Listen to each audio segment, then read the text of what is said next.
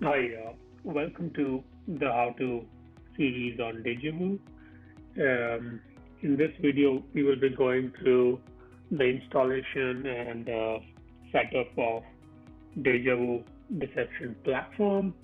But probably before we start with the whole setup process, I'll quickly go through the high-level components. Um, so there are two main components. One is DejaVu engine, which is used to deploy your decoys in your infrastructure, and the other is DejaVu console. Think of DejaVu console as a dashboard.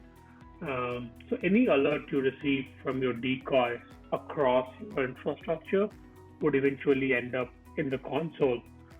And the reason we have separated out the engine and the console is, let's say you have um, multiple offices in different locations. So let's say you have an office in San Francisco, you have an office in Sydney, you have an office in Mumbai, and now you want to deploy your decoys in each one of those um, locations. You could place your engine in each one of those locations and deploy your decoys individually. But if there is an alert on any of the decoys, if there's an interaction with the decoy, the alert would end up in the console. So we wanted to have a single pane of glass through which you could view and manage all of your alerts coming from any of your decoys. And that was the reason for having the distributed architecture. So let's go ahead and start with our installation and setup process for DejaVu platform. So the first thing you would do is you would go to the GitHub page and you could download DejaVu from here. So if you click on it, you would come back to Camo Labs link where you could go download and provide your email address. Once you do that, an email would be sent out um, with both the VDI and the VMDK image. So if you're using VirtualBox, you could use VDI. If you're using VMware, you could use VMDK. Um, I'm using VDI for this tutorial, but the process is very much similar for VMware as well. I've already imported both the console and the engine. Let's start with the console setup process. So one important thing is when you're setting up the console, make sure the network adapter is set as host only, so you could access the default interface to set up your console. So host only, PCNet fastly, and promiscuous mode allow all. Once you've done that, you can go and open the console on the default IP, which is 192.168.56.102. You could provide a username and a password, and good, we're good to go. Our console is set up. Let's go ahead and see everything is working fine. Everything looks to be fine. So I prefer the first thing once the console is up is to change the IP address. So that's part of your bridge network. So I'll make this 192.168.0.80 and let's change the gateway. This will now when you do this, now you can pretty much access it on your bridge network. You do that, your machine would be rebooting here. Let's go ahead and change this to bridge now. So we should be good now if you access it on 192.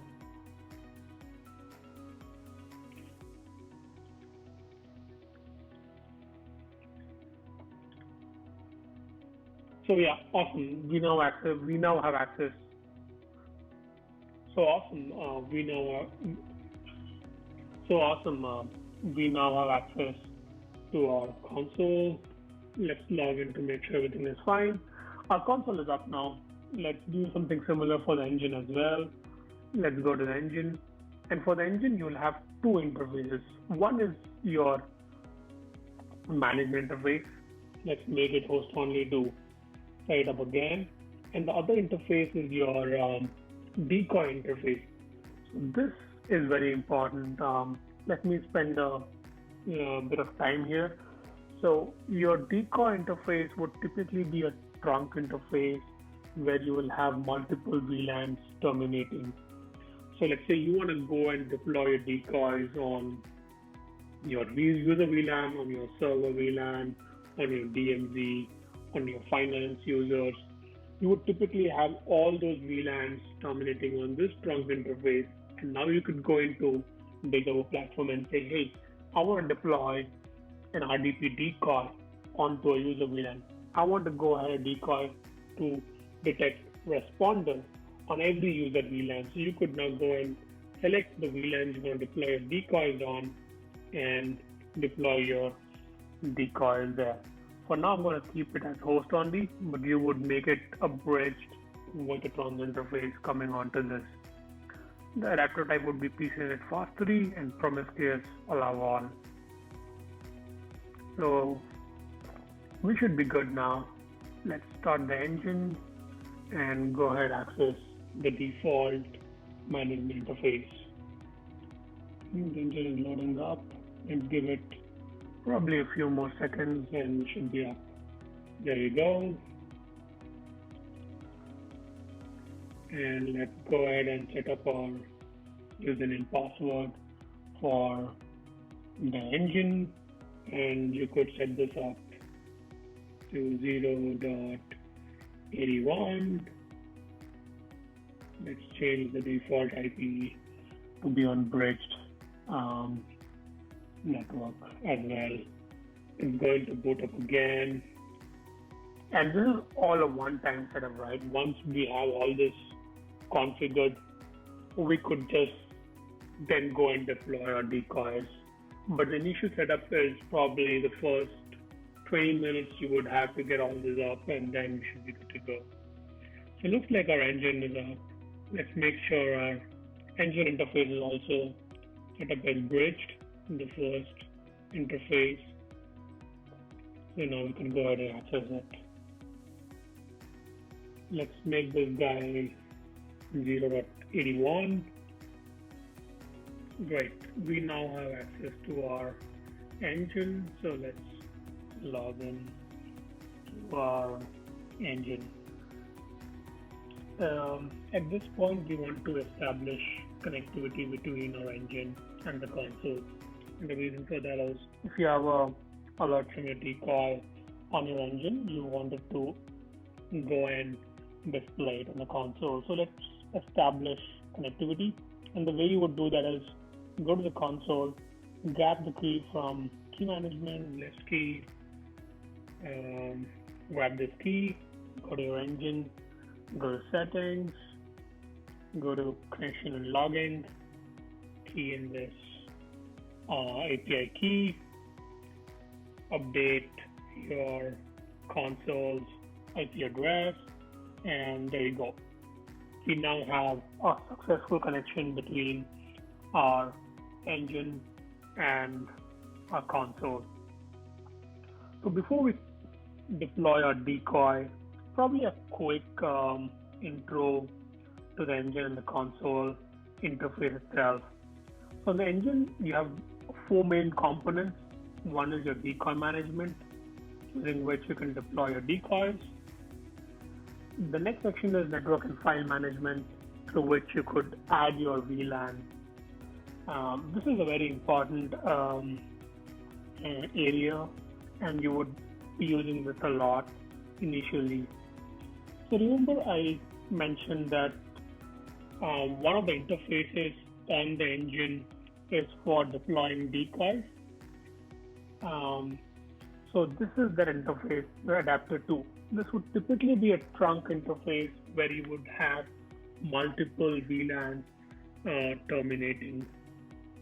So let's say if you want to go ahead and deploy a decoy on finance VLAN or user VLAN, you would have all the VLANs dominating here. And then you could go ahead and say, hey, list those VLANs, and you could go ahead and add that VLAN. Later, when you go ahead and add a decoy here, you could specify that VLAN and add the decoy to that VLAN. So you would have one engine having a trunk port, and this becomes very easy because now you can deploy your decoys across your infrastructure. The third section is breadcrumbs. So if you want to add honey hash, Kerberos, honey account, honey files, you could do all that from the breadcrumbs. And then you have settings to manage the engine itself. So let's go ahead and add our first decoy now. Let's call this decoy web server 04. Let's keep it in server farm. We could either use DHCP or static IP here. I will stick with DHCP. Let's make this a web server running Tomcat. Let's have SSH service running on it, which is interactive. And let's probably throw in MySQL. You could also configure your custom MAC address and TTL values to mimic our Linux or a Windows box. I won't do that for now. Let's go ahead and create the decoy. Give it a couple of seconds. We should have a new decoy up and running. There you go. Your decoy has been added. Now if I go to manage decoys, I would see my web server 04 running on so-and-so IP address. Let's switch gears a bit and assume we're an attacker now. The attacker would generally do a port scan to see the running ports.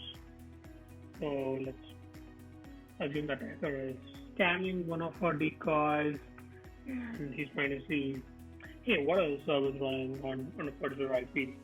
He looks at it and says, hey, this looks like a web server.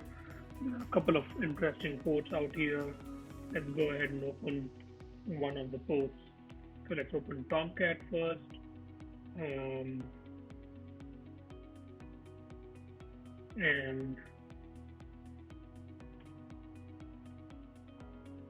that doesn't seem to work. So probably he would go and try doing an SSH now, since SSH is open on the box. Let's go and try that.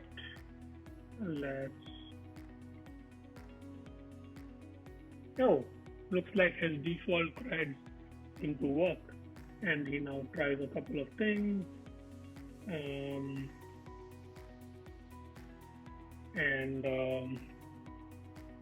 Let's say he's trying to now see the password file, maybe do a cat on it. Great. So the attacker has done a couple of things now. Now let's see what had happened on our decoy front, right? We should receive all these alerts. So if I go back to my console and look at active attacks, you would see that the attack with IP.1 has attacked our decoy. And if you look at the logs, you would see a ton of logs. But what's interesting is, hey, you see the Tomcat access on our Tomcat service. You see that attacker had done a cat etc password. If I go a bit back, I should even see a thread he's logged in with. Let's probably go a bit back. You see, then who am I? And there you go. That's the username and password is used. So you could also see this information graphically as well. If you go to the attack graph, you would see that the attacker has touched our decoy, and you could also see the attacks carried out, the last attack time, all of those information in a more graphical sense. There's only one decoy he's touched so far, but let's say the attacker also interacted with other decoy. let's say .4. So if I go and do an SSH on .4, it doesn't matter. This should have raised an alert here. And now you would see that the attacker is now interacting with two decoys. So, yeah, the graph gives you more, a better representation of the attack. Yeah, so this video was just to give a intro of the console and the engine. In the next few videos, we could go through various use cases like, hey, how do you detect a responder? How do we detect a man-in-the-middle attack like ARP poisoning? What about password sprays or pass the hash kind of attack? So that'll be interesting to see. But yeah, thanks a lot for joining.